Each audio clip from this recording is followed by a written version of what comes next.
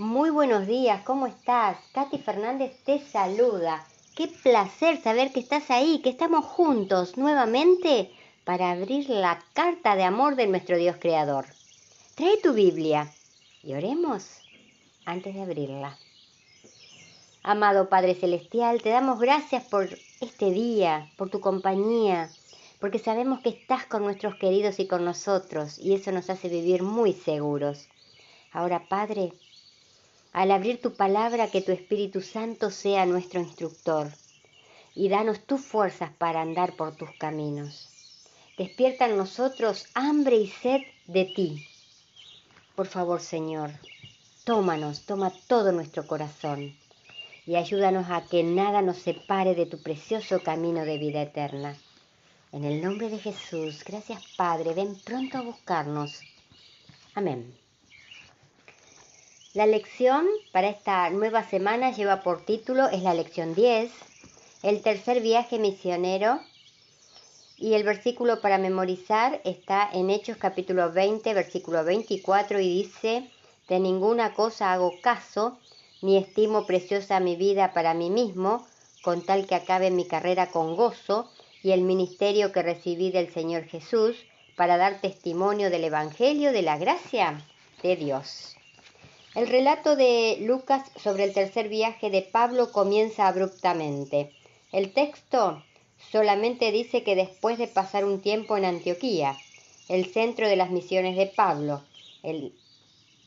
el apóstol emprendió otro viaje, pasando sucesivamente por la región de Galacia y de Frigia, confirmando a todos los discípulos.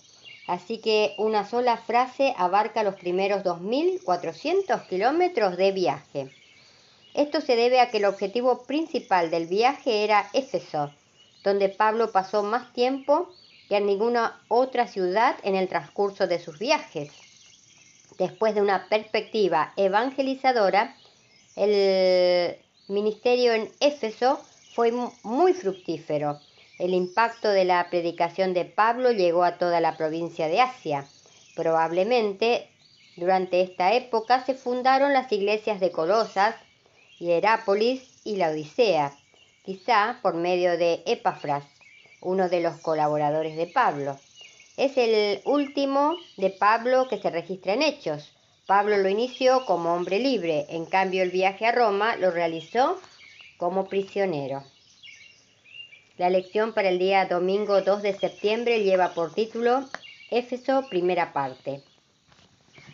Hechos capítulo 18, versículo 24 al 28, registra que mientras Pablo todavía estaba en viaje hacia Éfeso, un creyente judío llamado Apolos llegó a esa ciudad. Era un hombre elocuente y bien versado en las Escrituras. Es evidente que Apolos era un seguidor de Jesús, por la manera en que Lucas lo describe. Había sido instruido en el camino del Señor y con gran fervor hablaba y enseñaba con la mayor exactitud acerca de Jesús. Con todo, solo conocía el bautismo de Juan. Después de haber sido bautizado por Juan el Bautista, Apolos conoció a Jesús durante la vida terrenal del Señor, pero debió de haberse distanciado de la zona antes de los acontecimientos de la Pasión y el Pentecostés. Esto explica por qué Aquila y Priscila lo instruyeron con más precisión. Aunque podía mostrar con las Escrituras que Jesús era el Mesías de Israel, Apolos necesitaba ponerse al día con los desarrollos del cristianismo desde el ministerio de Jesús. Sin embargo, Aquila y Priscila hicieron más que eso por Apolos. Con los otros creyentes de Éfeso le dieron una carta de recomendación dirigida a las iglesias de Acaya, lo que le permitió tener un ministerio eficaz en Corinto. Te invito a que juntos leamos Hechos capítulo 19, versículo del 1 al 7, mientras pensamos qué le sucedió a Pablo cuando llegó a Éfeso. Hechos 19 del 1 al 7. Aconteció que, entre tanto que Apolos estaba en Corinto, Pablo, después de recorrer las regiones superiores, vino a Éfeso, y hallando a ciertos discípulos les dijo: ¿recibisteis el Espíritu Santo cuando creísteis? Y ellos le dijeron: ni siquiera hemos oído si hay Espíritu Santo. Entonces dijo: ¿en qué pues fuisteis bautizados? Ellos dijeron: en el bautismo de Juan. Dijo Pablo: Juan bautizó con bautismo de arrepentimiento, diciendo al pueblo que creyesen en aquel que vendría después de él, esto es, en Jesús el Cristo. Cuando oyeron esto, fueron bautizados en el nombre del Señor Jesús, y habiéndoles impuesto Pablo las manos, vino sobre ellos el Espíritu Santo, y hablaban en lenguas y profetizaban. Eran todos unos 12 hombres. La historia de Apolos está relacionada con el resto de los 12 hombres que Pablo encontró en Éfeso, a su arribo a esta ciudad, porque su situación era muy similar. El hecho de que se los describa como discípulos y el contenido de la pregunta que les hizo Pablo indica claramente que ya creían en Jesús. Al mismo tiempo, lo que le respondieron a Pablo demuestra que, al igual que Apolos, también eran exdiscípulos de Juan el Bautista, que se habían convertido en seguidores de Jesús sin haber experimentado el Pentecostés. Debían tener una oportunidad de disfrutar de una experiencia más profunda con el Señor. Al llegar a Éfeso, Pablo encontró a 12 hermanos que, como Apolos, habían sido discípulos de Juan el Bautista y, como él, habían adquirido cierto conocimiento de la misión de Cristo. No tenían la capacidad de Apolos, pero con la misma sinceridad y fe estaban tratando de extender el conocimiento que habían recibido. Esto está sacado de Hechos de los Apóstoles, página 228. Deberíamos considerar el nuevo bautismo de ellos a la luz de esta situación única. No venían de otra confesión religiosa ni estaban experimentando la conversión. Simplemente estaban siendo integrados al cristianismo tradicional.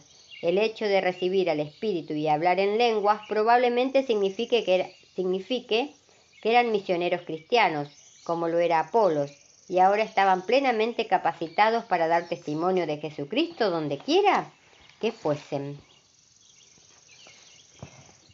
Ahora pasamos a la meditación de hoy, que lleva por título Piensa para responder. La blanda respuesta quita la ira, mas la palabra áspera hace subir el furor. Proverbios, capítulo 15, versículo 1. Muchas veces se ha visto en la historia de los pueblos y de los individuos la verdad de esta declaración. Hay un ejemplo en la Biblia de la respuesta prudente y blanda de un hombre que evitó una crisis de proporciones insospechadas. Cuando Gedeón volvió de la derrota de los madianitas, cuando estaba empeñado en la captura de Seba y Salmuna, los dos reyes invasores de Israel, los hombres de Efraín, vinieron a reclamarle con ira y en son de amenaza. ¿Qué es esto que has hecho con nosotros, no llamándonos cuando ibas a la guerra contra Madián? Jueces, capítulo 8, versículo 1. Fijémonos en esta declaración. Y le reconvinieron fuertemente. Toda una insolencia. Sin embargo, observemos la respuesta prudente y conciliadora de Gedeón. ¿Qué he hecho yo comparado con vosotros? ¿No es el rebusco de Efraín mejor que la vendimia de Abiezer? Dios ha entregado en vuestras manos a Oreb y a Zeb, príncipes de Madián. ¿Y qué he podido yo hacer comparado con vosotros? Entonces el enojo de ellos contra él se aplacó, luego que él habló con estas palabras. Consideremos la sabiduría de su respuesta. En primer lugar fue, como dice la Biblia, blanda, cuidadosa y bien pensada. En segundo lugar fue humilde. Disminuyó la importancia de sus logros y evaluó generosamente, por no decir que exageró, los logros de ellos. ¿Qué he hecho yo comparado con vosotros? Y fue más allá todavía. Puso una ilustración muy elocuente. El rebusco de Efraín es mejor que la vendimia de Abiezer. La tribu de Efraín es grande y poderosa. La familia de Abiezer, a la que pertenecía Gedeón, no es nada. Los soberbios son egoístas y los egoístas son necios. El sabio Salomón aconseja responderles conforme a su necedad. Responde al necio como merece su necedad. Proverbios 26:5. ¿Qué hizo Gedeón? Decir lo que esperaban escuchar. No la verdad ni lo que los ennobleciera, sino lo que satisficiera su ego. Como lo que los impulsaba era su ego, entonces, si éste quedaba satisfecho, y según ellos en su debido lugar, se dieron por satisfechos. Que el Dios Creador pueda guiarnos y potenciarnos para tener la blanda respuesta que quita la ira. Acordarnos siempre de eso. Mas la palabra áspera hace subir el furor. Que en este nuevo día que tenemos por delante podamos pedirle a nuestro Dios vivo que tome todo nuestro corazón para que podamos ser como Él quiere que seamos. El cristiano sabio nunca busca la satisfacción de su ego, de su orgullo. Procura oír solo palabras sabias, verdaderas, edificantes e inspiradoras, no las que halaguen su vanidad. Por eso el cristiano es pacificador por naturaleza, porque puede dar a cada uno lo que le corresponde. Puede incluso dar al necio lo que quiere oír. Seamos cuidadosos hoy con nuestras palabras, sobre todo si se necesita una respuesta que apague el fuego de la ira de alguna persona con la cual hoy nos encontremos. Y recordemos hoy también, si nuestras palabras no ayudan, no confortan, no hacen bien o no alegran, que nuestro Dios vivo nos libre de pronunciarlas. Que tengas un muy bendecido día. Te invito para que mañana volvamos a encontrarnos, si Dios quiere. Y gracias, de verdad, muchas gracias, porque estás ahí, acompañándome.